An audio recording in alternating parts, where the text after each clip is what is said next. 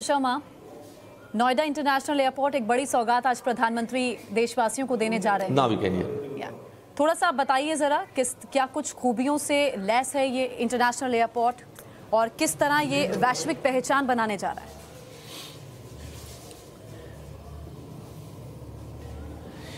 देखिए, एनसीआर क्षेत्र का एक हवाई अड्डा 6 करोड़ की जनसंख्या गुड़गांव से लेकर मेरठ आगरा तक का बोझ नहीं सह सकता था। और इंटरनेशनल सिविल एविएशन ऑर्गेनाइजेशन ने वार्निंग दे दी थी कि 2023 तक दिल्ली हवाई अड्डा चोक हो चुकेगा। 2012 में उत्तर प्रदेश की सरकार अपने हाथ खींच चुकी थी और दिल्ली की सरकार ने भी उस फाइल को लगभग बंद कर दिया था। 2014 में हमारी सरकार माननीय प्रधानमंत्री नरेंद्र मोदी जी के नेतृत्व में आई और मेरा सौभाग्य बना कि मैं उड्डयन राज्य मंत्री बना।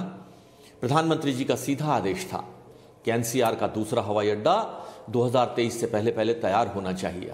हवाई अड्डा को उसमें बनने में 7-8 साल लगते हैं। अड़चने थी कि 150 किलोमीटर में दूसरा हवाई अड्डा नहीं बन सकता, हिंडन का आर्मी का हवाई अड्डा वहां इसलिए दूसरा नहीं बन सकता। लेकिन हमारे प्रधानमंत्री जी इस चीज के लिए जाने जाते हैं कि अगर इच्छा शक्ति मजबूत हो तो कोई अवरोधक रास्ते में नहीं आता। दोनों बाधाएं दूर हुई। उस वक्त के रक्षा मंत्री थे मनोहर पर्रिकर जी, आज इस दुनिया में नहीं है, मैं धन्यवाद देता हूं उनको। हमारे अटॉर्नी जनरल ने राय दी कि दूसरा बन सकता है और आज देश का सौभाग्य है, प्रदेश का सौभाग्य है, मेरी इस कर्म भूमि की माटी जेवर का सौभाग्य है कि जिस क्षेत्र में ये सबसे पिछड़ा क्षेत्र था मेरी लोकसभा क्षेत्र का। अगर मैंने एक बार पूछा, मैंने कहा भाई कौन हाथ उठाओ किसके घर में 10,000 रुपए हैं, एक भी व्यक्ति का हाथ नहीं उठाता। आज जमीन के भाव यहाँ 4 गुने बढ़ गए हैं। अलीगढ़, आगरा, मेरठ, भरतपुर, मथुरा, वृंदावन, मैं पर्यटन मंत्री भी था, संस्कृति मंत्री भी था उस वक्त। आप समझिए जो गोल्डन ट्रायंगल हमारा टूरिज्म का माना जाता है, भरतपुर, आगरा, मथुरा और राजस्थान, आज उस ट्रायंगल को कंप्लीट होने में 4 चांद लगेंगे। औद्योगिक दृष्टि से नोएडा, ग्रेटर नोएडा, यमुना एक्सप्रेसवे औद्योगिक क्षेत्र माना जाता है। आज कानून व्यवस्था, हमारी सरकार, योगी जी की सरकार जब से आई है, कानून व्यवस्था में गुणात्मक परिवर्तन हुआ है। लोगों का निवेश होने लगा है। ओप्पो, सैमसंग जैसी कंपनी, हायर जैसी कंपनी, देश में जितने मोबाइल बनते हैं उनका 70% से 80% हमारे ग्रेटर नोएडा, नोएडा के अंदर बनते हैं। आप समझिए कि कोई भी हवाई अड्डा संपूर्ण जब समझा जाता है जब उसके तीनों कंपोनेंट पूरे हों।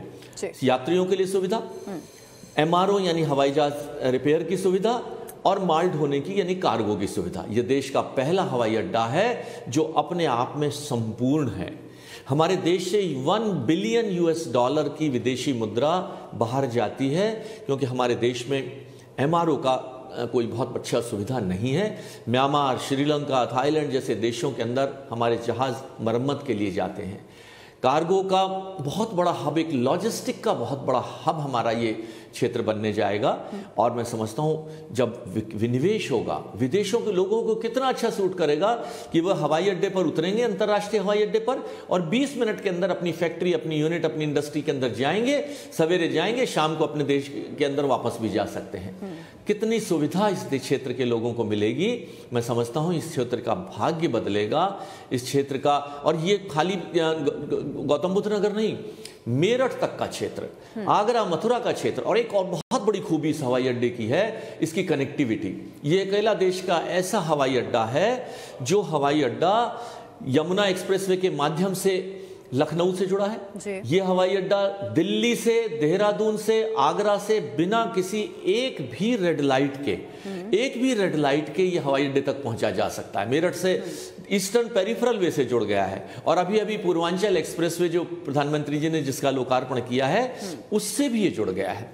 तो इतनी ज्यादा कनेक्टिविटी वाला देश का ये पहला हवाई अड्डा होगा जो पूरे देश से नहीं पूरे विश्व के कोने कोने से। और जो हमारा दिल्ली वाला हवाई अड्डा उसको मोनोरेल से कनेक्टिविटी। तो मैं समझता हूं ये एक बहुत बड़ी सौगात है माननीय प्रधानमंत्री जी की। और मैं समझता हूं देश यहाँ के किसानों ने आज धन्यवाद देने के लिए 2 लाख की संख्या में यहाँ किसान इकट्ठे हो रहे हैं जो अपने प्रधानमंत्री जी का धन्यवाद देंगे कि प्रधानमंत्री जी आपने हमारे दर्द को समझा है, आपने हमारी जरूरत को समझा है। और सबसे बड़ी बात यह है कि इस देश के गरीब, इस देश के किसान को लगने लगा है कि हमारा कोई मसीहा, हमारा कोई भगवान। अगर कोरोना काल में लोगों की नौकरी छूट गई थी, लोगों के काम छूट गए थे, लेकिन उन्हें खाना मिलता रहा। कोई गरीब भूख भूखा नहीं सोया, कोई प्रवासी भूखा नहीं सोया। और अब इस क्षेत्र के किसानों के लिए जो सौगात आज प्रधानमंत्री जी देने जा रहे हैं, इस क्षेत्र के किसानों के भाग्य बदल गए हैं। तो मैं समझता हूँ ये एक बहुत बड़ा सौगात है इस क्षेत्र के लिए, और विकास के नए मार्ग खोलेगा ये हवाई अड्डा, इसमें कोई दो राय नहीं। डॉक्टर शर्मा, आप संस्कृति, पर्यटन, नागरिक उड्डयन मंत्रालय देखते रहे, आप राज्य मंत्री रहे हैं, और इस प्रोजेक्ट में भी आपका योगदान बिल्कुल रहा होगा, बिल्कुल योगदान है, इसमें कोई दो राय नहीं है।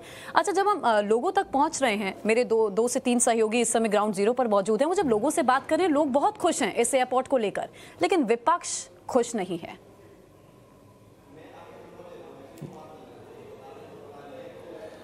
देखिए, हमारा काम देश की जनता के लिए, प्रधानमंत्री जी की सोच है मेरे देश का आम आदमी हवाई पट्टी पहनने वाला हवाई जहाज में उड़े।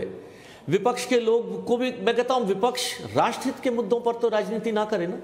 ठीक है, क्या इस हवाई अड्डे से विपक्ष का नुकसान है? कुछ देश की जनता का फायदा, प्रदेश की जनता का, क्षेत्र का फायदा। विपक्ष को राजनीति के मुद्दे नहीं मिल रहे हैं। एक हवाई अड्डा बनने के लिए अगर इसको कोई विरोध कर सकेगा तो मैं समझता हूं, और कोई पूछे, विपक्ष का कोई भी व्यक्ति मुझसे कोई भी सवाल पूछे, मैं उस वक्त संस्कृति पर्यटन मंत्रालय का मैं स्वतंत्र प्रभार मंत्री था और नागरिक उड्डयन का मैं मंत्री था, जबकि मेरे कैबिनेट मिनिस्टर उस वक्त टीडीपी पार्टी से थे, जो पार्टी हमारी नहीं है आज।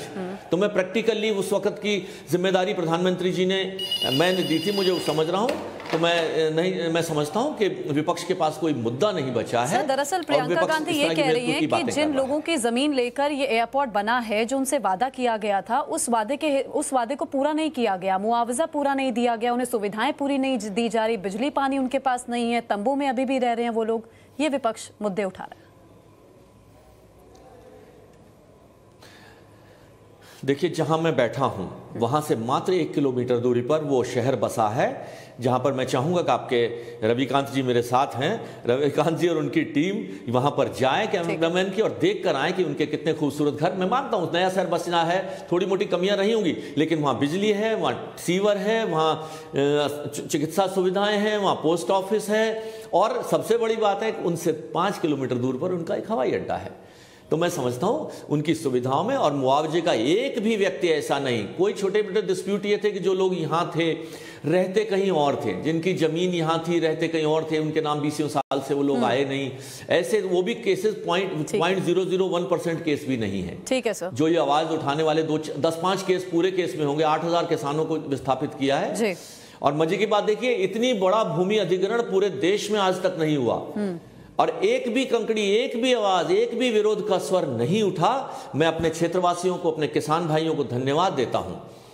6 लाख रुपए बीघा की जमीन थी, आज यहां जमीन का भाव 30 लाख रुपए, 23 लाख रुपए बीघा का, तो किसान को मुआवजा हमारी सरकार ने दिया है। तो मैं समझता हूं कि किसानों के साथ कोई अन्याय नहीं बल्कि न्याय हुआ है, और वो बहुत खुश हैं। बिल्कुल, किसानों के प्रति प्रतिबद्धता सरकार की नजर आ गई जब तीनों कानून को वापस लेने का फैसला सरकार ने किया। बहुत बहुत शुक्रिया महेश शर्मा जी अपना समय हमें देने के लिए।